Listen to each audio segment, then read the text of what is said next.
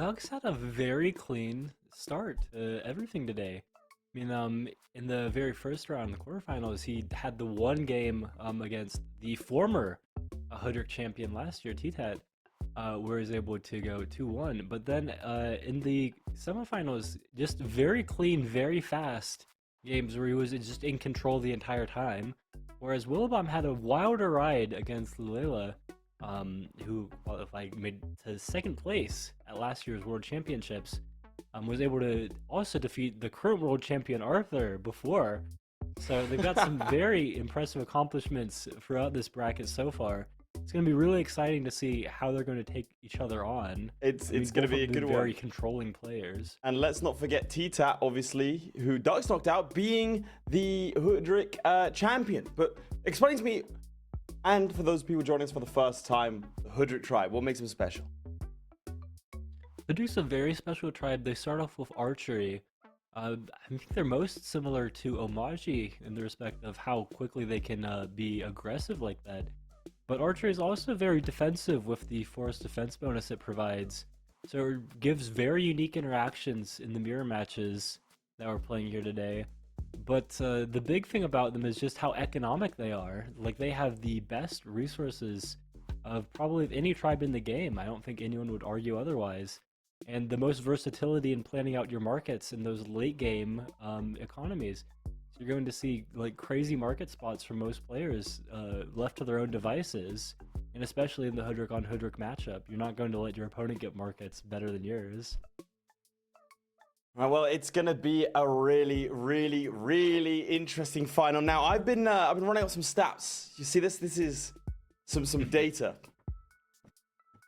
Willibomb is no stranger to not just the qualifiers, but the finals themselves. So he lost in the semi-final in the for the Kiku tribe, lost in the quarterfinal for the Vengia tribe, lost in the final for the Imo tribe, the final for the Zabasi tribe, the quarterfinal for the Luster tribe, losing to Arthur, and the final last week for the Imo tribe. This is a man who has been desperate, but has fallen short at the final hurdle every single time. Today, can he finally do it? He's running out of chances. He has been a staple.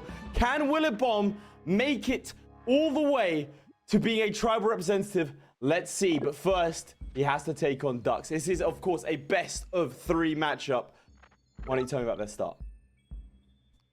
Ducks is going straight towards the center of the map. He's going for the most aggressive exploration that he can. He sees, yeah, there's a village in my back pocket by the lighthouse. But I'm not really interested in that. I can grab that at any time. I'm more interested in grabbing the villages that I will be contending with my opponent for in the future. I think what we're also going to see is that the archer continues pushing south, ignores the village it just found. The warrior he just trained will go to the village, and then after capturing this village up north, another warrior trained to go to that west village. No, double west. So a little bit of an inefficient route from that archer. But probably getting, maybe let's say, a little scared about the potential Willibomb being down in the south corner and extending too far without any support for that archer. Willibomb, on the other hand, played a very economic start. He had the lighthouse right next to him. So get that workshop, upgrade his capital a turn early, and now he's just grabbing these villages. And this just like the very last game that he played with Lulela. He has a very solid start. You want to see your villages close together and in these like grid-like formations, because that's going to be what gives you the most versatility and like opportunity to get the highest level markets that you can, have those overlapping sawmills between villages. So it's up to them. Another thing, point of joy, had a little conversation with Willibomb and Justino Linguini yesterday about Hoodrick, echoing some of the things you said about Willibomb wanting to, like, desperately just wanting to let me qualify with a tribe. Like, I've been here enough times. Hoodrick is a nice tribe. It's a competitive tribe, but I think the words Justini used were his worst nightmare. Because if you qualify with Hoodrick, that means that you have to practice Hoodrick. And you'll get to this point at turn 5 where you're planning out your market spots. and it's just mentally taxing. I don't think there's a better way to describe it than that. Having said that, when you say mentally taxing, doesn't that also mean that Willibomb is suited to this? Again, let's not forget, 75% of the qualifiers, he's made it to at least the quarterfinals. You know, 5 out of 8 of them, he has, like, these are ridiculous stats. Well, in almost half of the Polytopia things that we've casted, he's been in the finals. That's a ridiculous stat. It's like that classic piece of advice, right? Never be good at something you don't want to do. He's got the resilience. He's shown, like, you know, the skills that you need in order to play Hoodrick well, like the consistency in his play, being able to, like, you know, deal with the mental attacks, like just like constantly like figuring this kind of stuff out, just being a very solid player. Those are all the, you know, qualities that you want just in general, but like specifically in a Hoodrick player. So I think he would make a fantastic representative. But I think I'm saying too much about his case, and also I kind of don't want him to win, because like that would mean that the rest of the tournaments just wouldn't have him, and I'd feel that absence, you know. I don't know how I would cope. It's very selfishly like we want him in until the final one, is that what you're saying? Well, he did knock Arthur qualify out of with this one. Imperious. That's he also fine. got knocked out by Arthur in the Luxador one, so we got his revenge this time around. He's faced off against pretty much everyone here. You know, he's played against. He's the final boss of Polytopia right now, because to qualify for a tribe, you have to beat Willibomb. There's no other choice. You have to. He is there. He is ever present. So, speaking of that, how do you rate his start versus Dux? Who would you rather hop in as? I would like Willbomb's start. He had the, I think, superior exploration, and you can tell that his economy, like the more economic opening straight for the lighthouse, is working out for him. He's up mathematics against Dux here. His income is greater. He's got more stars banked right now. He's standing on a ruin. I was wondering if he was considering going for a rider right away and trading that on either this Wee Wee City or the Burwillow City, because that's going to be the only way to keep this archer from Dux off the village here. But Duck's going to be able to pick up this village, and what a village it is. 3 animals, 5 forests. It is a question of how long he's able to keep that. Yeah, the mountain a little unfortunate for that explorer too. But it is going to be a defensive liability for Dux real soon. But this was Willibomb's plan, looks like. Just push his archer into range and keep him off. So rider unnecessary here. Also gets him the first giant.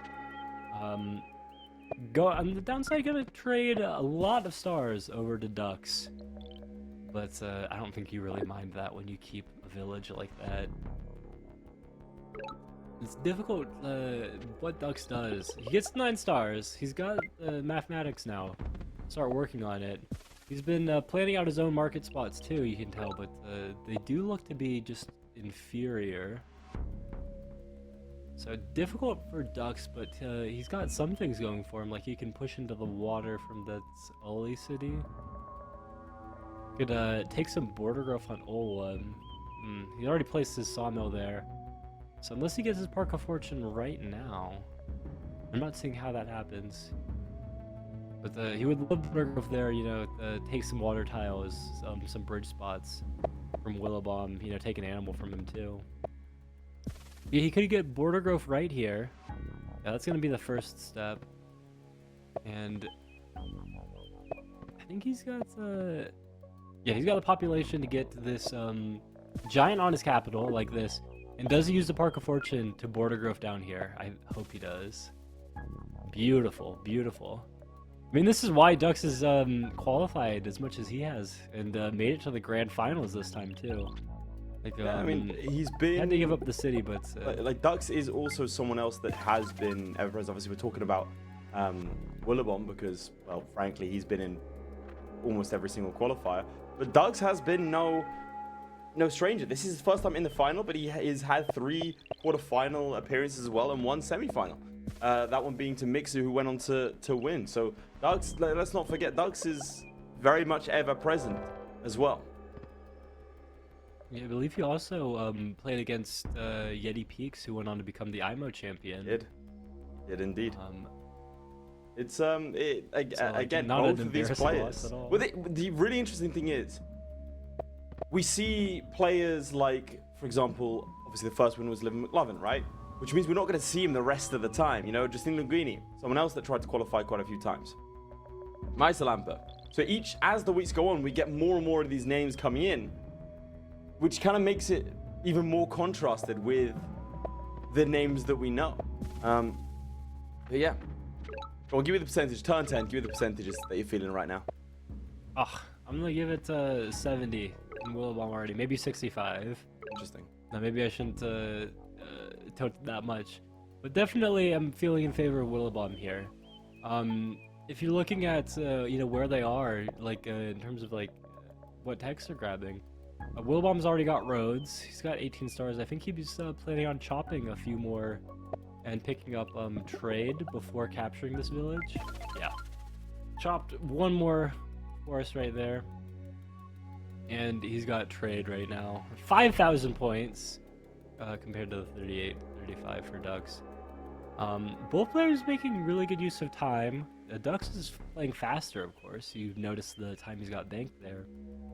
But I feel like Willibomb's not only like moving faster on his route, not only does he have more cities, he's also got just the superior market spots. Like what the map was giving him, he's making better use of it. Not that Dux has done poorly with his own market spots. You can see the one southeast of his capital and south of Ollie. Very solid, but just not quite as good.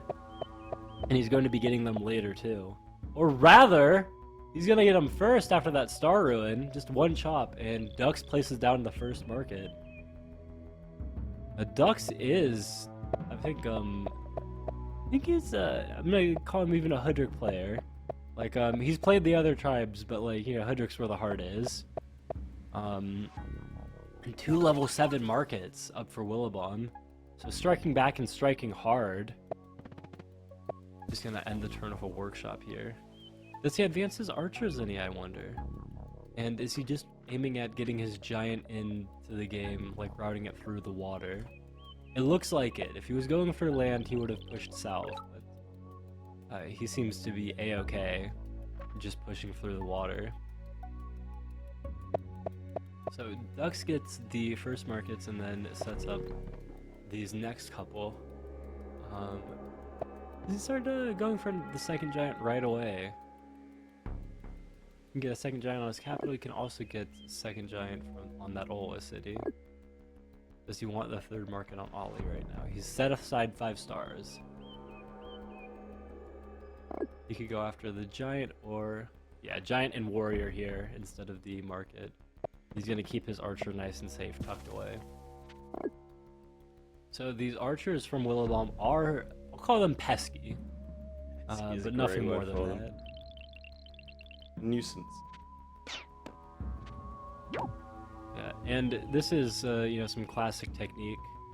You see the giants and you're scared about the giants, but the giant is only a problem if it's still alive to capture your city.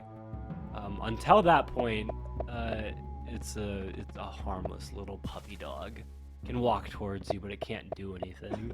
It's not taking out any of your units. You take out all of the units that support the giants, though, and they've got nowhere to go. You regularly fight. This is what I meant about. I'm usually not fighting. I say usually. I'm never fighting puppy dogs. Usually not fighting is a crazy sentence to say, but okay, we carry on. Move on. But I'm never fighting puppy dogs, but I am fighting giants, and I mean, if I were to fight a puppy dog, be the same. He's gone after the unit supporting the giant, or at least you know, the warrior that had been there. And Dux can go ahead. Okay. Interested. He's pulling in the warrior. He doesn't want to move his own warrior that close. Makes it too easy. for Willibomb to counter it. So it just goes after this, where he takes a couple points of damage on the warrior.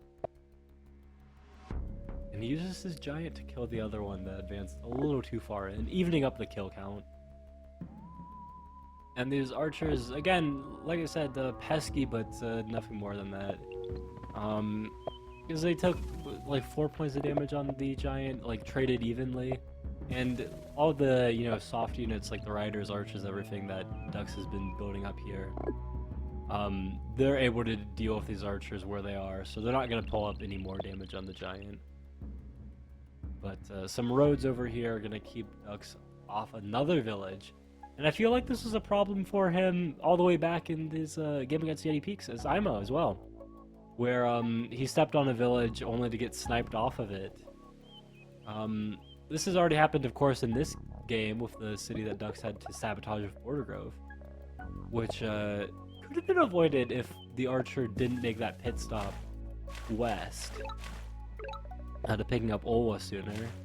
But don't know what the economic situation would have been like had he continued down that path. But Willibomb's going to use his North Archer instead of placing another road down in the south. So he's got other plans. These 30 stars are destined for something other than another road down there. And it looks like it's these two catapults right now. Yes, the question is how we're going to deal with the giants, and Willibomb has an answer, some catapults. While he is dominating in the water now too. Or at least starting to. So could have spent those 7 stars on a port in the middle, but I think he'd rather use 9 stars to grab the fish and port west. A port northwest of that city would be insulting to the giant. He wants that thing to be as active as possible, even if it takes another turn to get there. I think he could have gotten away with 2 ports there, one northwest and one west. And then like rode the giant east of that city in. It's not like he's lacking on income either. 59 stars per turn on turn 13. And grabbing a wall too. Yeah, no, lock him out of the whole game. Dux has got to be feeling pressure now. You're looking at the city count, 4 cities against 7. You take the Border Grove, you steal these port spots, and you steal the ability to make bridges over there as well. Who knows if a bridge will or will not come out? But maybe he makes another port here. No, he wants to road in his giant here. The plan is to road in the giant and siege the city. So we're gonna have to see a couple roads here. The rider bounces out. The giant slides in. There it is. Gonna go ahead and block. I was getting excited because I thought it'd be proven wrong. I live for it. You might not live much. Wait, that sounds like a threat. My bad. 57 stars to 37, though. Yeah. I also feel very worried. I mean, okay, we just saw the come down. He's not anywhere near on kills. He hasn't connected everything for his Grand Bazaar. He needed to get that kill over in the west so that he can get this population here. A couple populations short. Or no, he wouldn't. I think he could have skipped getting population like that and then just worked with ports and then dropped his Grand Bazaar. I think he missed a Houdini there. I think he's still fine. Like,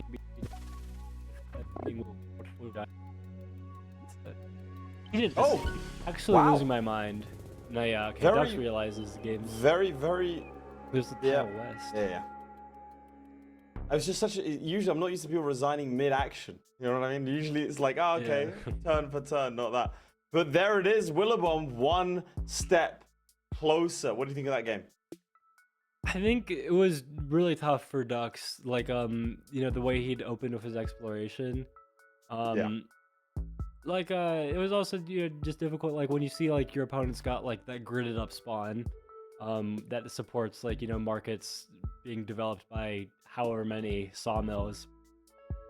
But I mean the big thing, like the arc really is that Ducks lost multiple cities from having just like that improper support, not being able to like step on a village and hold it, and then like when the warrior came in, like he just didn't have any units to clear it. And that happened twice. So then he made, a good play that he's going to go ahead and, work at. If I can take this village with my giant now, he made it. It was a strong play, but Willibomb was able to push it back. He used that Eye of God monument, and he just defended properly. And Ducks realized, like, he's like, I've got places to be. Willibomb's got places to be. We need to move on. He's like, listen, there's like 3 more chances to qualify. There's like other tribes.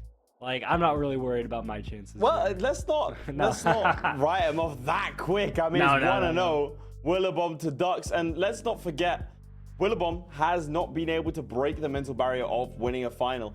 Having said that, when it was the Zabasi tribe qualifiers, these two did actually play against each other in the quarterfinals, and it was Willibomb that was on top. I believe it was 2-0 in that game. So Willibomb has to be feeling pretty good. He's 1-0 up against an opponent that he has beaten before. So it's now time to see what Ducks can do. Again, Ducks has been in quarterfinals, in semifinals. Another fun fact, by the way, that I found is that in every single qualifier, bar the Luxador one when he lost against Arthur, the player that Willibomb lost to would end up winning the entire qualifier, becoming tribal champions. When I said he was the final boss, it didn't matter if they met him in the quarterfinal, the semifinal, or obviously the final. If you beat Willibomb, you get to be the tribal champion, which I think is, again, an insane stat. He has also a ritual, which is after every game he likes to eat like jelly. So we'll see if that comes to play into it. It is interesting. People have their own little superstitions. So once he's gotten that down, we will start our next game. But kind of mental, isn't it? That no matter where they meet him, if you beat Willibomb in the qualifiers, you go all the way through. So what do you think that does to Willibomb's mental? I mean, you know the guy. I think like well, on the one hand, you feel good about that, right? Yeah. Like, I only lost to the best. But on the other hand, who's he going to be playing in the face-offs? This is true. This is true. Everyone he's already lost to. But they've always been like close games. He's not really like it was rare for him to get 2-0'd. And again, I think he's gonna do it. I really think he's gonna do it.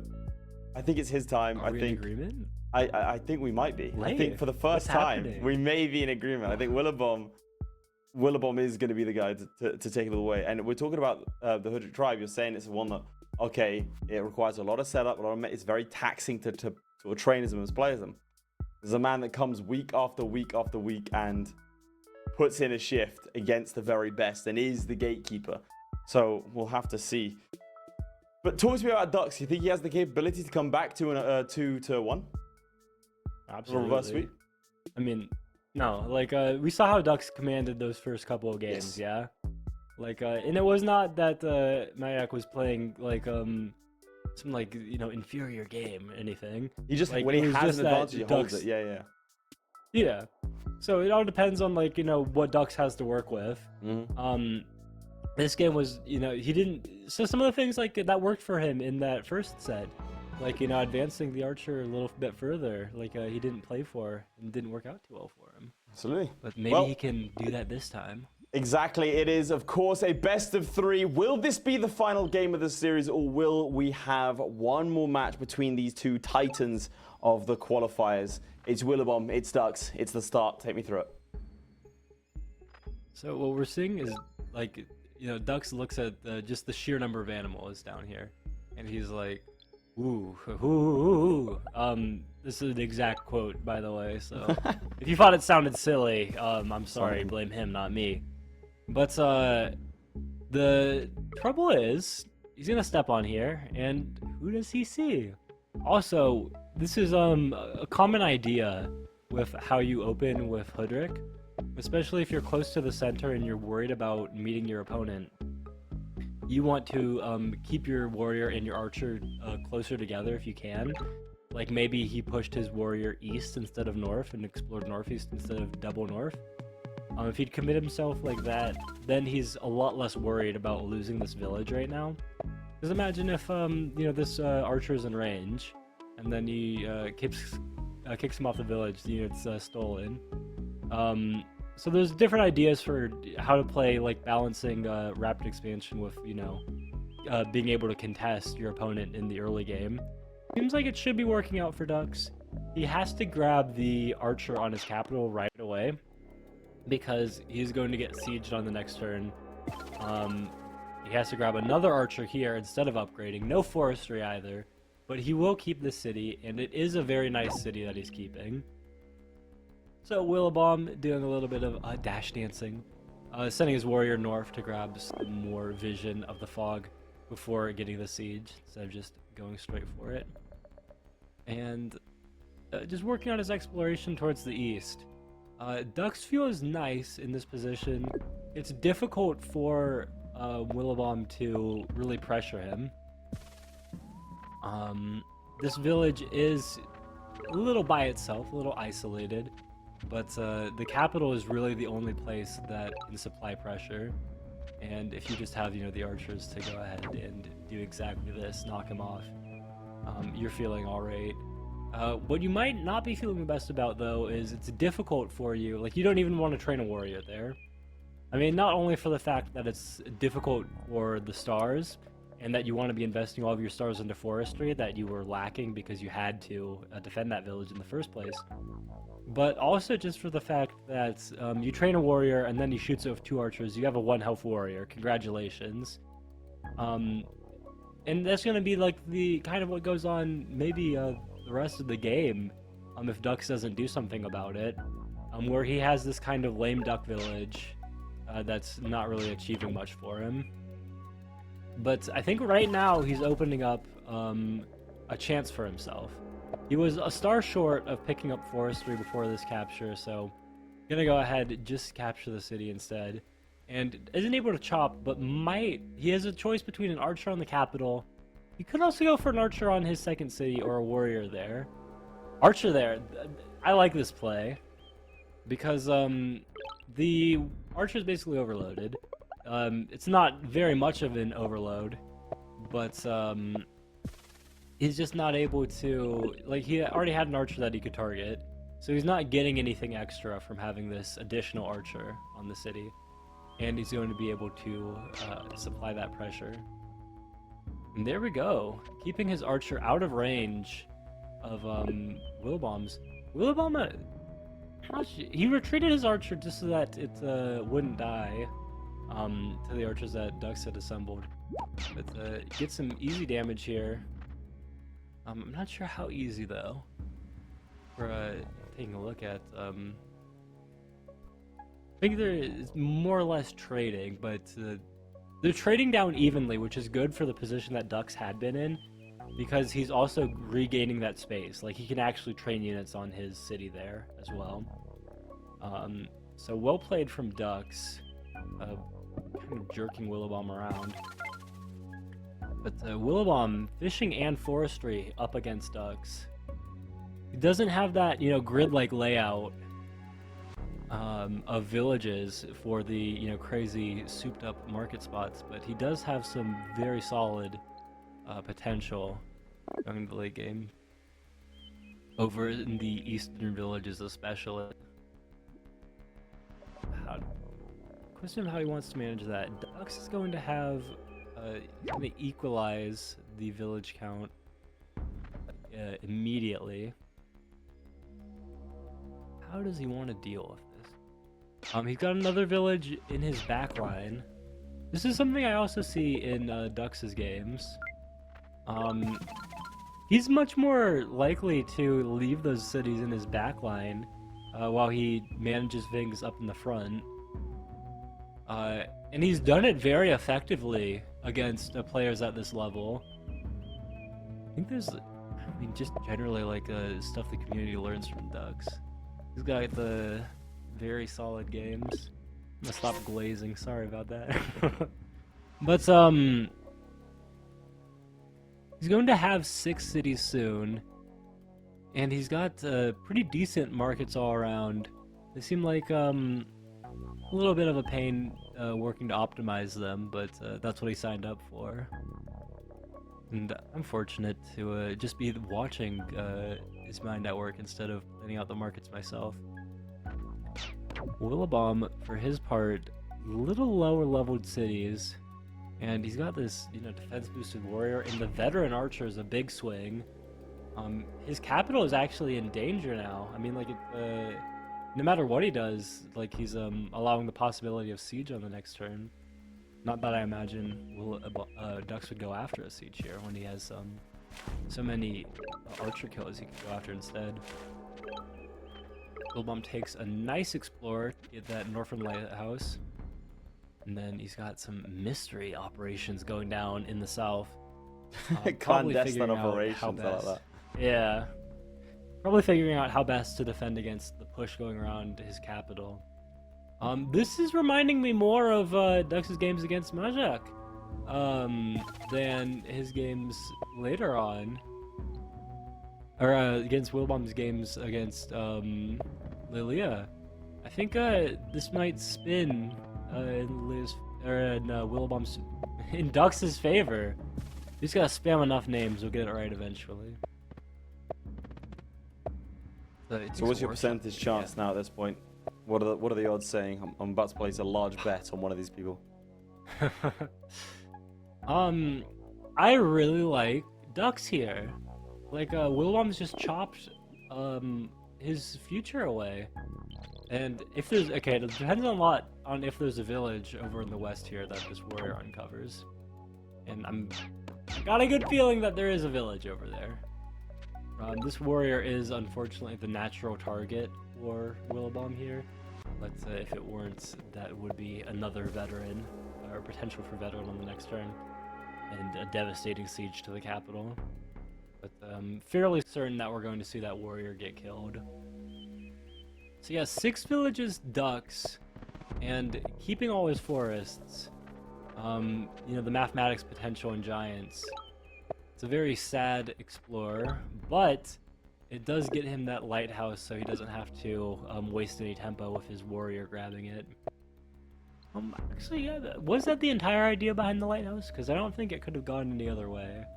Or if he was hoping that it would go further east, I'm not entirely sure.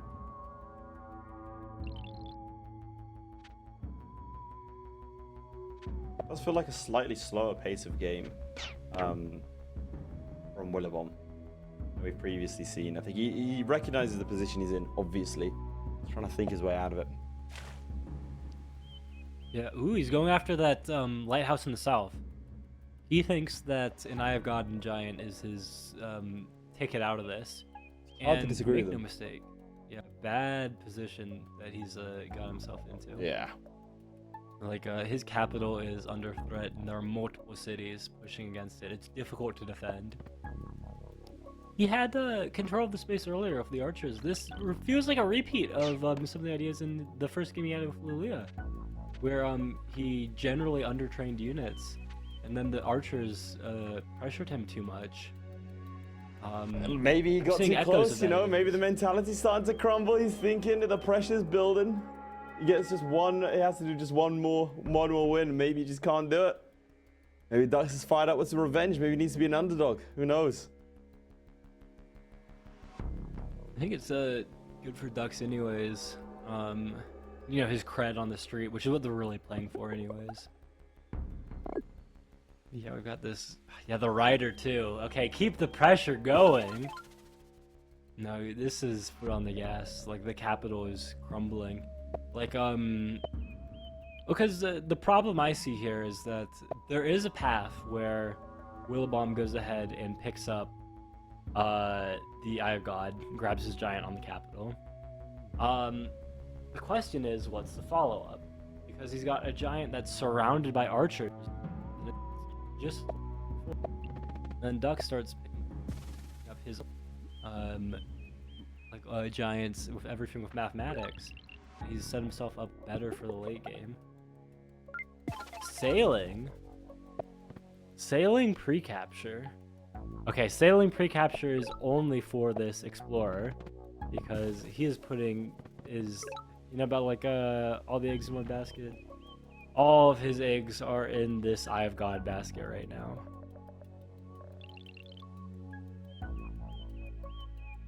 I believe in him. He's got something. Well. Yeah, he only has 10 stars per turn. He does not have the income to unsiege of 2 ports here. He does have the income to get the giant though, because he has the East Lighthouse that he can grab just by walking with his warrior. It's not game over just yet, and obviously Dux does need to be careful to make sure that. I mean, he'll know a giant's coming. There's no two ways about that. Yeah, you don't get to the grand finals of the tournament, and then your opponent just allows you to siege without training any unit. Yeah. With no plan, and the amount of population that he's been going after there. But he knows the giant's coming, and because of that, he knows that, hey, I should train some more archers and just shoot it when it shows up. There you go. So some archers in the front cities. Here we go. So that East Lighthouse, and he does have the stars. He can gamble here first. If this gets the West Lighthouse, he doesn't have to get the expensive No, it port. won't. Oh, will it? No, not quite. Yeah, not quite. Even if it went west, 1 tile short of that lighthouse. Yeah. So he has to use every single star he has to get this first giant here. The other problem with not getting the Eye of God there is that he doesn't really have another opportunity to do so. No, he doesn't. And if he had that second monument, right, he would be able to get 2 giants right now. Whereas with only 1 giant, it feels like the archers chip it down, and then we re-enter that same problem. Just 2 turns later. With, Yeah. And I think he's going to see that now. He's going to run the maths in his head. This could be a short one. I do think this is going to go to a game 3. Yep, there we go. Willibomb resigns. Yep. It's 1-1. Dux claws back. Another one. The Jello did not save him. Oh, Willibomb. Buddy. Anyway, take us through that game. What do you think? I mean, it's tragic. I think it was a really interesting game. Like the way it didn't feel like at the start that Dux had the potential to push like that. It felt like very difficult. Like Willibomb was the one putting pressure on him. Willibomb got the siege over on that west village. Yep. Willibomb was the one who was able to control space. But just the way his villages were laid out, like required Willibomb to make some extra efforts, training units around there and keeping control of that space. Because as soon as he's getting like teamed up on like 2 cities and all the units there against the 1 capital that he's got, he just didn't have anything, and like the water is not giving him the access to like the tiles that he needs to defend in the back. Yeah, and he did everything he could. He got his he got the explorer out there. It was just a couple tiles short, and what more can he do? In that sort of a scenario. But again, 3 finals he's lost in. I don't think he's going to be interested in adding in a 4th. So it's going to come down to this. And I think that in this mentality game, this is going to be a big hurdle for him. He was up 1, handily won that first one. Let's be perfectly honest with ourselves. And with a bit of a thrashing like that, maybe it's going to come back to bite him. And again, all momentum now with Dux. Oh, it's a little bit tense. This has probably been my favorite day of qualifiers. I think you're right. The Hoodrick tribe. Yeah, I'm converted. You got another one. Honestly, what a fantastic set of games throughout the day, and culminating in what could be an upset if Dux pulls it out. Because I mean, let's be honest. He was an underdog in our eyes. He was an underdog in I think in most people's eyes. And Willibomb maybe denied, chances running out. We have 3 more tribes after this. And of course, if you are interested at home, if you think, obviously I could have gotten that. What's Willibomb doing? Why could he resign? He could have done this thing, that thing, this thing. If you are simply that good, or just fancy it for a laugh. Again, Lilela was completely unknown and came in 2nd and went all the way to the grand final. You can, of course, sign up for the next qualifiers. We've had thousands of people, and it's been a really great experience. And obviously, you don't have to participate. If you don't want to, you can also watch from either the live streams or even get tickets to the event itself. The tribal face-offs themselves are on the 20th September, and then in October, we're going to have the live event where we are whittled down to just 1 final champion. it's a fantastic event, and I hope to see you all there. And of course, we've got ourselves a little bit of merch each time. This is my very fond. It's very comfortable. Very fond of this this t-shirt. It's my to make sure, because I got accused of stolen valor, you know, when it came to Polytopia. I don't know about this. I don't find it. I know. They called me a casual, but I have these. I have the shirt to prove it. No, everyone's really lovely in the community. So we've seen Willibomb, but again, I'll ask this question to you because you know him. Like, it's like a quasi interview. What tribe was his like go-to? Because he's been going for every single one. We know that he just wanted to get in, but if he could just get slotted in, we go, congratulations, mate. Here's a gifted position. What would you pick?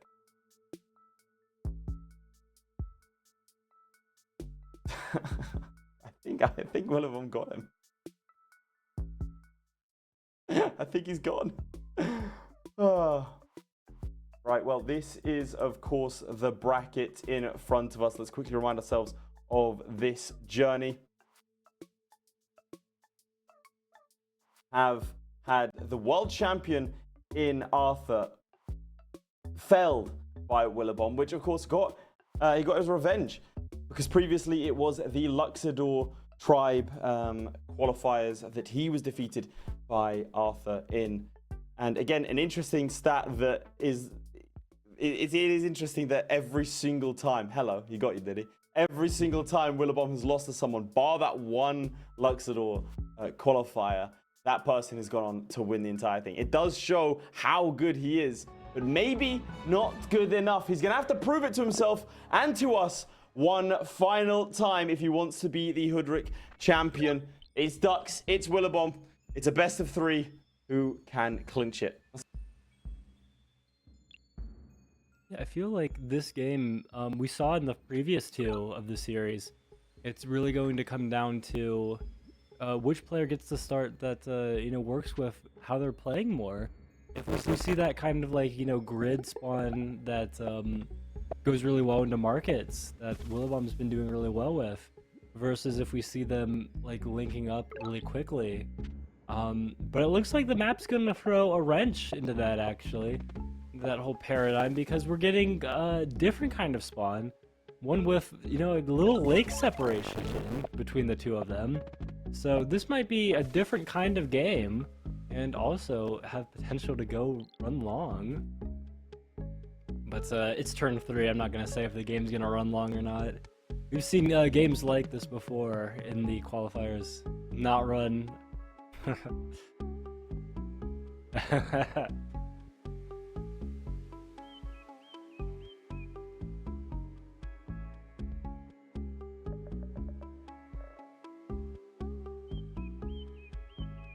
We saw Willibomb versus Yeti or Viking.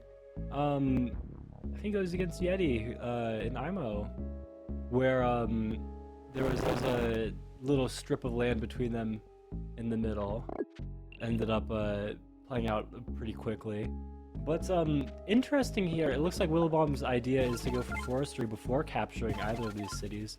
So he's delayed his expansion a little bit, but he's going to be playing the game with forestry.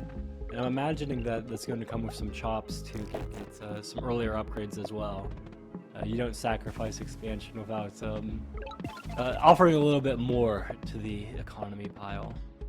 So I've said it every time, but for the final time, what do you think is the better start? If you had to hop into someone, who would it be? It's interesting. Some of the ways I've seen both players play.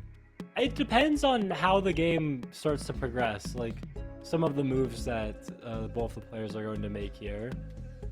Like Willibomb's going to spend a lot of time right now, immediately, figuring out just how he's going to get these city upgrades and like planning for his markets. He's got a fair grid set up, but he's going to decide now to get this explorer. It is going to run exactly the right way and get vision. Does it get all the lighthouse too? It's going to get the lighthouse too. He's going to see the lighthouse. He's going to see what Dux is working with here. And because of that explorer going the way it did, I think I like Willibomb's start a little bit more. So a little bit of an edge to Willibomb in this case. And I'll be honest, after that last one, I think he deserves a little bit of a bit of a reprieve, given the RNG. Of course, it is part of the game, but what we found is it generally does even out all in the end. Willibomb now looking to make a bit of a splash. It is the interesting thing about Hoodrick is that you do kind of have to, more than other tribes, think, 10, 20 turns ahead. I'm not that far. But the idea being, you are going to have to set the foundations in these early stages for success. And both players have to do it, and they have to do it constantly, and it can be really, really, really, as he said, mentally taxing. They've been playing this now for a good couple of hours, and going 1-1 in the final is a tricky one, to say the least. I mean, if you're Willibomb, just imagine the pressure. 4 grand finals right now. Running out of opportunities too. And that's when you can start inviting mistakes. It all depends on how he responds to that pressure. But I think it's an interesting and asymmetrical position. I think they both have different advantages. The advantages that Willibomb has are a little bit of initiative, and that he can probably control space around that central village a bit better. He got a better explorer as well, more vision on his opponent. But Dux has a better start if the game goes to, starts depending on what happens in the water. Then we Dux just has better access to the water. Depends on how he's able to. This city in the middle right now, Wiggle. It is a vulnerability for him. It's a liability, even. But depending on how quickly we can advance to middle and end game here, might make all the difference. And Duck seems to know what his play is here. It's a very interesting spiritualism ruin. I don't imagine he'll find that too useful. But it seems like he wants to be chopping some of this forest and not planting more right now, but. Yeah, I think he would have taken the star ruin that Willibomb got if he had the choice. But yeah, Duck seems to understand that his play is going for into the water. He's already out of the ports. He's pushing into the northeast. Just trying to expand. Willibomb's already got the sawmills. He's got the giant already on turn 7. I think he's able to bring up another giant on this Loic city in not too long. Would require some border growth. But Willibomb's playing a little aggressively with where his archers are going. Well, that's where he's at his best, when he is the one pushing the action, where he's the one trying to find and poke holes in.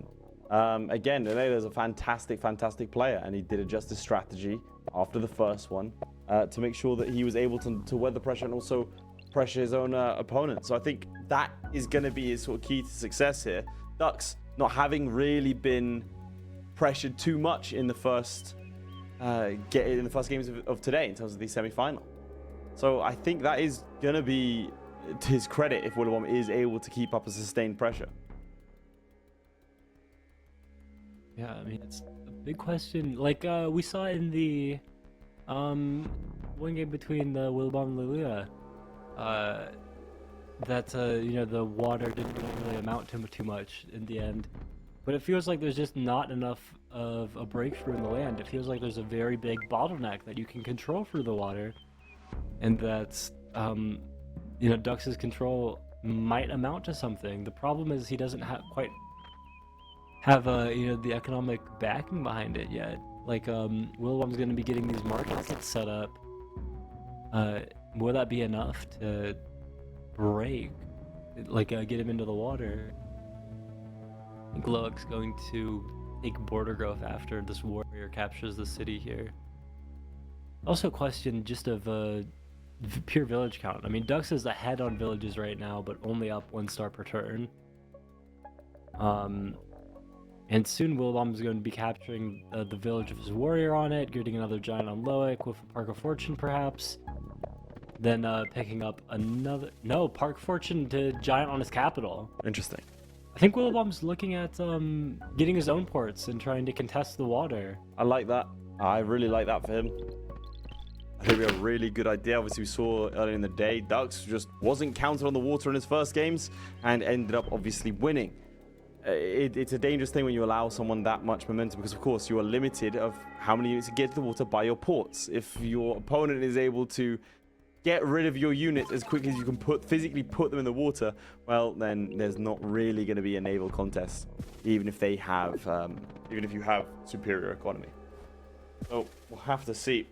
Who do you think is going to be more successful on the water, though? I think Ducks is probably a better place for it initially, no? Yeah, Dux has also evened up the giant count with his own on the capital here. It doesn't have, the potential for all that many more giants, at least in the immediate future.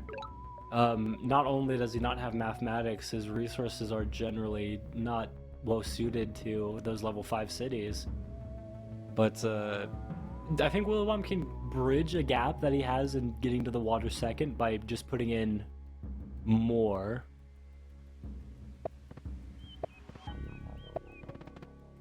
Alright, we see Inley now. Upper level. Alright, and now Willibomb's turn. 6-star difference. A little bit of score. Again, I don't know if anybody's saying that Willibomb's in a better place. That doesn't guarantee success, as we've seen, but Rider Roads, what can he do with it? Found a new town. What do you think his strategy should be? I mean, after Rider Roads, he's definitely looking at markets. He's got the markets set up, like you can already tell where they're going, like southwest of that thin city, north of his capital, north of Loic as well. Then in these cities over in the east, he's got more markets to set up. But right now he only has roads. He doesn't have everything he needs for that yet. I think he might... No, he would need to have bought fishing this turn. There was a chance that he could have stolen the village over in the west with his giant warrior working together. But not going into the water yet. I feel like it's a dangerous game the longer he waits on getting in the water. He also, I think, needs to grab border growth on that Loic city. And there we go. Dux picks up mathematics, bridging the technology gap. 2 cities ahead. Willibomb will pick up the slack there, but not immediately. He's not for another few turns at least. And Dux is not only ahead on cities right now, should be ahead on cities the whole game. Since Willibomb only has the 2 in the east to pick up. Willibomb's only chance to pick up, to close that gap is to steal the city that Dux has. His least well protected one over in the west. I think Dux has a really nice wall that he can place down there too. You don't always get to see a good wall, but you love it when you can.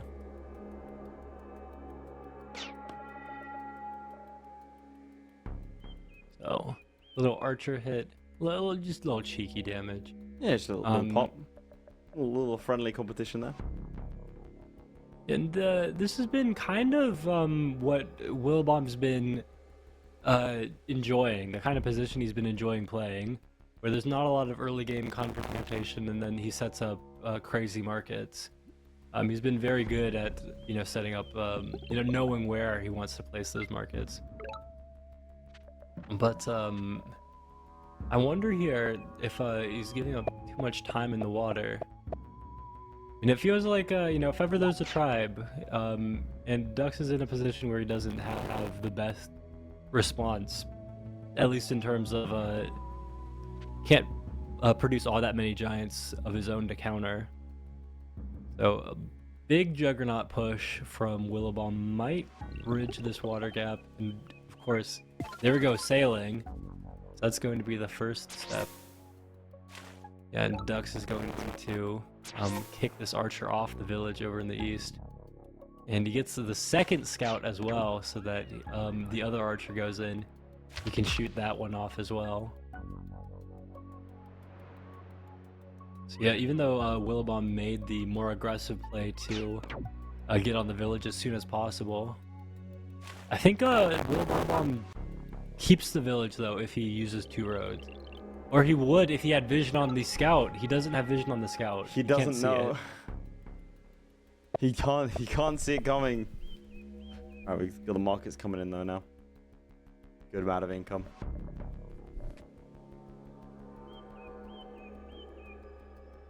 Eight units to 5, 7 cities to 4, 2 kills to 1.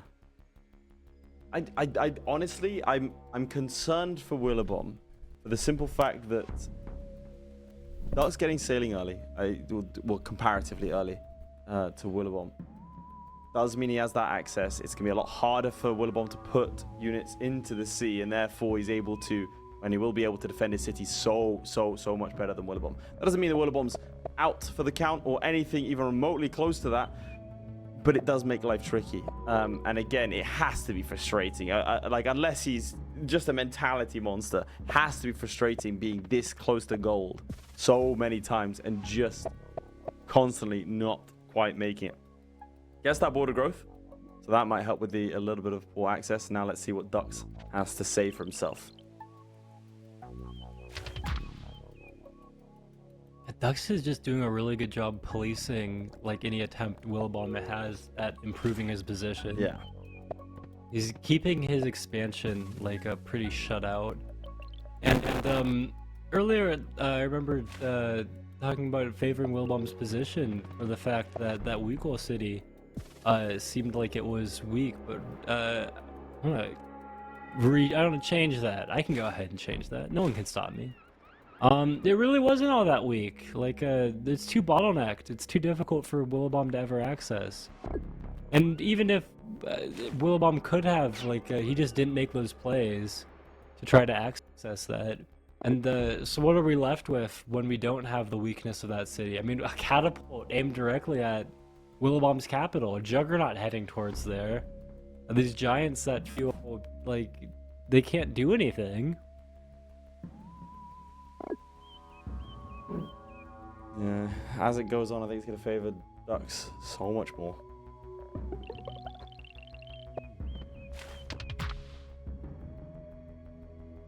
Alright, the first giant enters the water. Well, on Willibomb's side at least. And we'll have a look at what he can achieve with this limited action. He's facing down an archer, a catapult, a scout, and of course the other juggernaut. It's a really interesting map. What do you think of it? I'm a big fan of this because, I mean, like I was talking about, like what we generally saw was 2 kinds of games that were being played, and I think this map hasn't really allowed for like a 3rd type, just with how much water there is.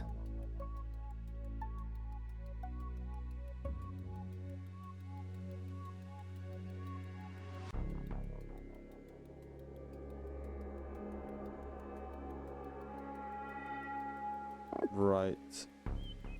A warrior now on Loic. Thin gets its own archer. And I think... I always like the archer spam with Hoodrick. You've convinced me. I think it's the play. Some people may call it baseless, dishonorable, and not skill-based. But I frankly disagree. I think anyone who disagrees with me is automatically wrong. Now here comes Dux. Whittling away at that juggernaut quite heavily, getting archers of his own and starting to threaten a landing in this southern continent here. Again, as I've been saying all day, I'm going to sound like a broken record. My casting career is in jeopardy because I'm repeating myself too much, but if you control the water, it's such an inherent advantage, both at the start with the scouts and later on when you can get yourself some bombers. It just makes so much more of a difference. So we'll see if Willibomb is able to overcome that, but it will mean that he's a bit more self-contained and will be inherently on the defensive. That doesn't count him out. Willibomb is a fantastic player in his own right, but it means that Dux does have the versatility and strategic opportunities to try and exploit defenses, go forward, come back, and so on and so forth, and can defend his cities so much better. He has to make sure, though, that he is maintaining that advantage. If he allows Willibomb into the water, it's going to make his life so much harder. So to not be distracted is paramount for him. Would you not say? I mean, just in terms of like how he's achieving that, like shutting him out of the water. The way he attacked the giant with his catapult and then just pushed it to safety. The Juggernaut Splash and Archer here would have done something to him if not for that giant push. It's so tasteful the way he's just like completely shutting him out and not giving him a chance. Like he recognizes where his win is and he's playing for it. And also I feel very concerned for Willibomb. Well, I shouldn't. He just needs a couple more population for a giant on his capital. But yeah, the way he's advanced these Juggernauts, he can reposition the one so that it water too. The one on the mountain can go to that poorest, wettest of his capital. But he's allowing this Juggernaut, these Duxes, to enter his territory. Shut him out with the Archer push up. No, Willibomb knows what he's doing. He's got a nice defense. So Dux's main thing is just going to be about keeping this Juggernaut out of the water. I think what it looks to me like Willibomb's strategy is try and get an economic advantage, sit, turtle up a little bit, let the game play out, let those advantages happen over time. Nice little lighthouse there. And see how he gets on. And I gotta say something incredible here. If you just looked at the incomes, you wouldn't notice that one player has trade and markets and the other doesn't. Like, Dux did pick up mathematics earlier. I'm wondering if trade is in the cards for him. I mean, at 8 cities, it's a little expensive for him, but there is an advantage for Willibomb just in terms of, I mean, sheer income, of course, but also how cheap all of his techs are. It's very easy for him to keep improving his position. Okay, big pickup from Dux here. Navigation with control of the water like this. Just shut Willibomb out of the water. He might not need the kind of stars and technologies offered by trade. Especially if he's only like down 7 stars a turn right now. He can get you know, some well-positioned bombers here.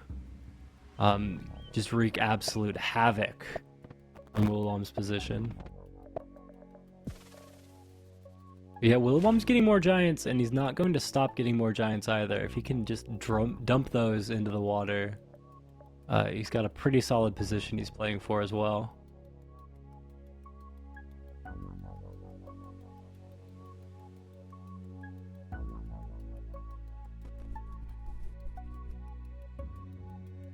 Does feel That's very sliding.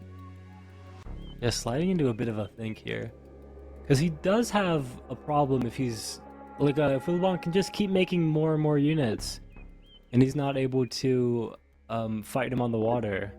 Like, he's basically asking the question like, does this work into the late game?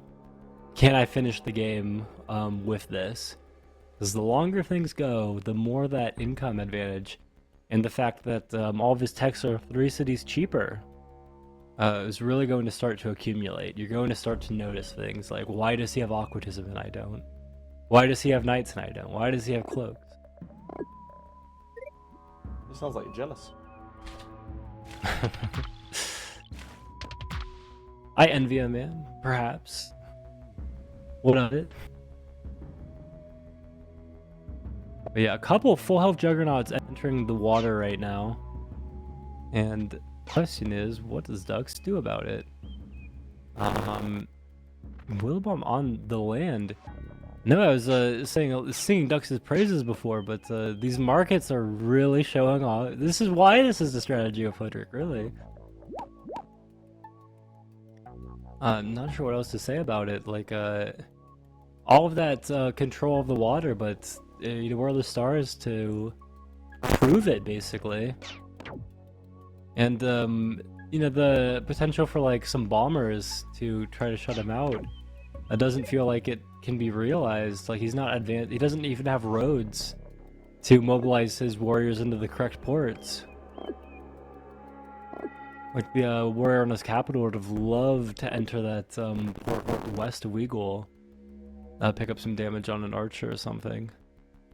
Huge splash on the warrior Norfolk, but no such luck here. Also generally undefended from splash damage from the Juggernaut there. You can clear the zone of controlling units with your archers. And Willibomb has archers spam galore. This was the other problem. The income disparity didn't seem like too much before the markets started popping up on the east cities, but those east cities do have sawmills and are able to put up their own markets. And what are you going to do about it, Ducks? It's best, I imagine. This reminds me of the Quetzali game, or not Quetzali, but what tribe was it that Justini qualified with? They played that long game against Ducks, or not Ducks, Willibomb. And there's a long Zabasi game that they had against each other, where it seemed like, how's Willibomb gonna make anything happen here? Like, he's got fewer cities, but then he starts advancing in the water, and he starts making things happen. Mesmerizing to watch, really. So Ducks has some stars. He's got the potential for another giant on his capital. So wondering about the potential for him to get a bomber, but decides not to for another turn. Banking some stars. Wondering, he does have riders now, so I think that he is. I think Ducks' play here, what he's going for is that he wants to go into markets himself. And he acknowledges, yeah, my markets aren't the best, but I have 8 cities, you have 5, so I have 3 more markets than you do. And that should bridge the income gap, and then I just take advantage of the fact that I can train more units a turn than you can. And I keep trying to shut you out of the water. Taking some nasty splash damage on that catapult. I think the catapult might be gone too. Might see, yeah, this Juggernaut's going to advance in as well. Yeah, picks up sailing so that he can advance and finish off the one catapult. Now we've got a problem for Ducks. The 40 health giant that's right next to his city. He's got the catapult, but gotta deal with the splash damage from the other Juggernaut as well. And then also, look at all of these rafts. And also, you're getting sieged on that Uyghur city that was a weakness.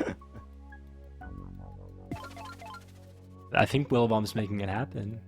Like, he's even, I think this is a big sign too. Like, that he was able to take this Ikber city. And there we go. Vision on the capital acquired. He sees everything that's going on. His ranged units don't need to worry about not seeing anything. Yeah, he's gonna take the ruin too. Yeah, this is disgusting. He's pushing everywhere, and Ducks just doesn't have the stars to deal with everything at once. Like his units that he's using to deal with it are warrior rammers. Like he can deal with the most obvious problems. Like he can unsiege, he can start to work on the giant that's threatening to steal the city.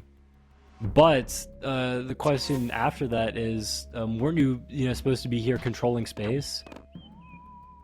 And the bomber is doing a nice job. It's not that it's doing nothing, but the question is it doing enough?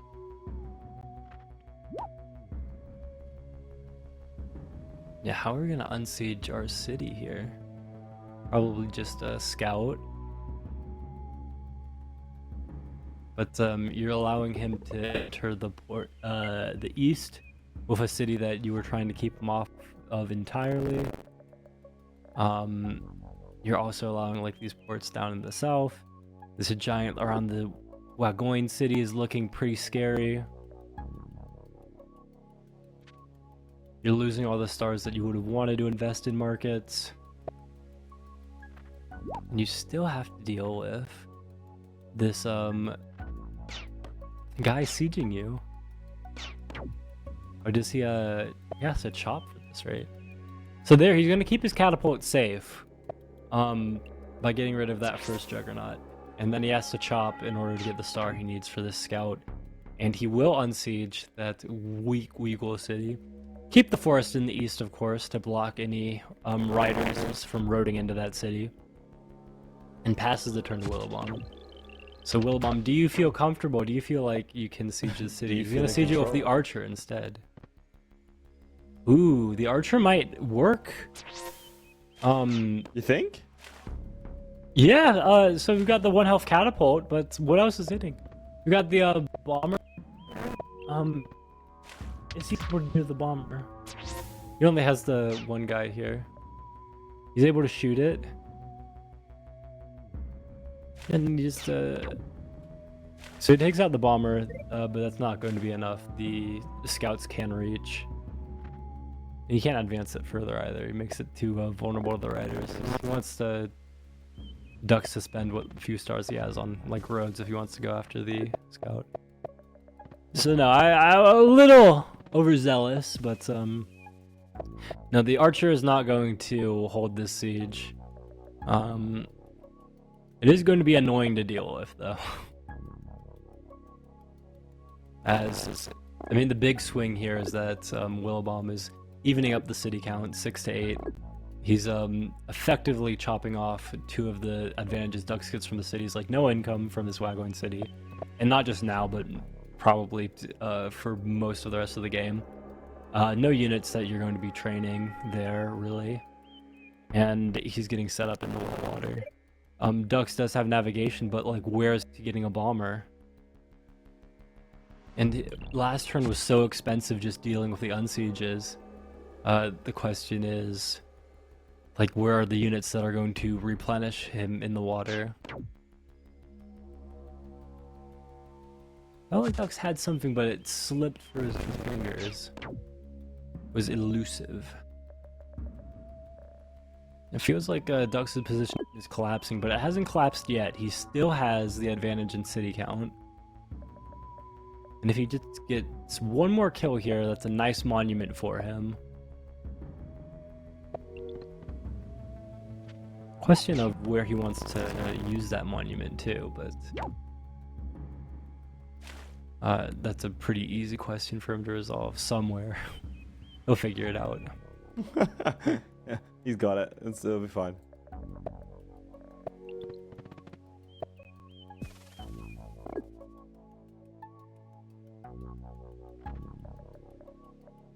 What do you put the chances at now?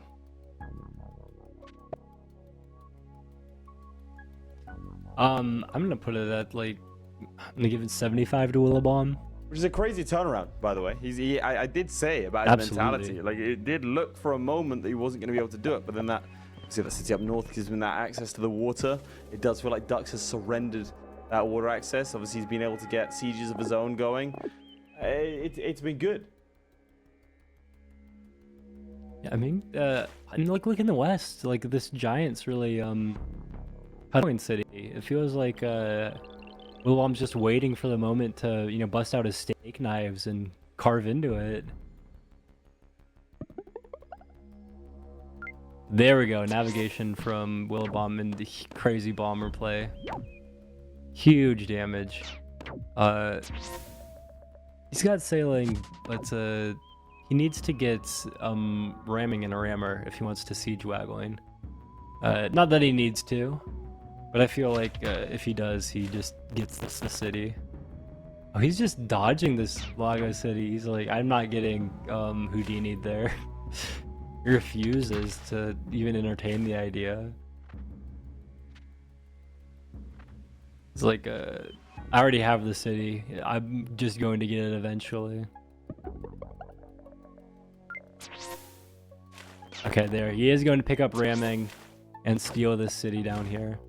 I was talking about the killer monument, but the problem is there's nowhere for him to place it. He needs 2 population from the lumber hut, a population from the port, and then there's nowhere for the monument to go. Unless he goes climbing and mining and gets a mine. But that's just too expensive. So this Wagoin city does look lost right now. And I wonder if Dux might call it. He's going to consider, I think. He's taking his time. I mean, but look at his turn time, by the way. Just wanted to point that out. And Dux plays fast.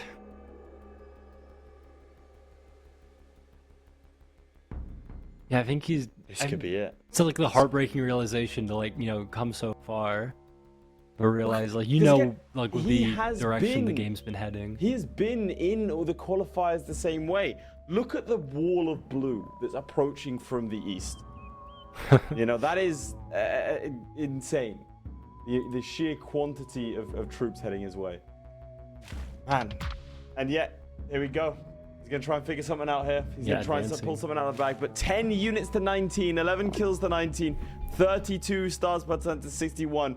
Is Willibomb going to be crowned the Hoodrick representative? We have to see. And at this point, it seems very likely, but Ducks isn't giving up, so I'm not giving up on Ducks. It's got some kind of plan. I would never. So nice border growth over here. Looks like he's planning. Yeah. Then quick giant. Set it up for the ports from that logo city. Yeah, chopping the forest because you are not keeping that city.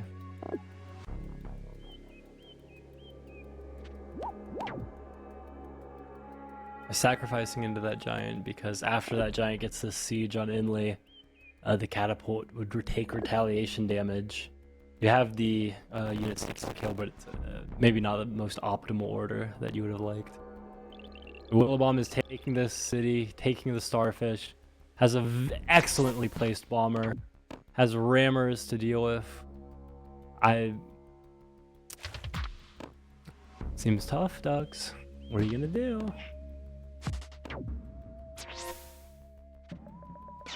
Taking advantage of that. Nice catapult placement. Everything is just nicely placed for him. It's like he did it with intention and for a reason. At least it gives the appearance of a nice warrior siege and allows this giant to break for that zone of control. Straight into the last raft. He needs to talk about it like a foregone conclusion, but Ducks' responses don't seem very convincing. Like they're there are 2 cities able to deal with this. 3 cities under siege. 4 cities Got, under siege. It's gonna be 5, 6, 7, 8 before the game is done, I think. Aquatism too. Before he captures the city. Done most of his turn and fought Aquatism, but still has another 23 stars just to deal with this. And yeah, stop that Juggernaut from reaching your bomber with this nice defense bonus rammer sliding straight into it, bringing it to half health. He's got to deal with the Inley Giant. He's losing most of these cities. They're like okay, I can't say most of these cities. He's losing one of these cities. He's got the archers to deal with Logo, and then the Giant plus the 3 health scout. So he doesn't have to lose all. He can keep all of them. Very nice use of the Killer Monument. Little warrior Houdini. This is exactly why Willibomb did not siege with his giant earlier. But no Houdini because he does have climbing. So we need that 3 health scout to go ahead and deal with this. Or the archer.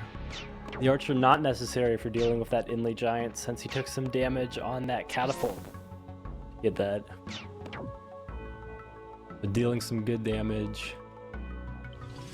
And yeah, no, he's showing that he can get it, but he understands the arc of the game. Willibomb! Wow. He's done it!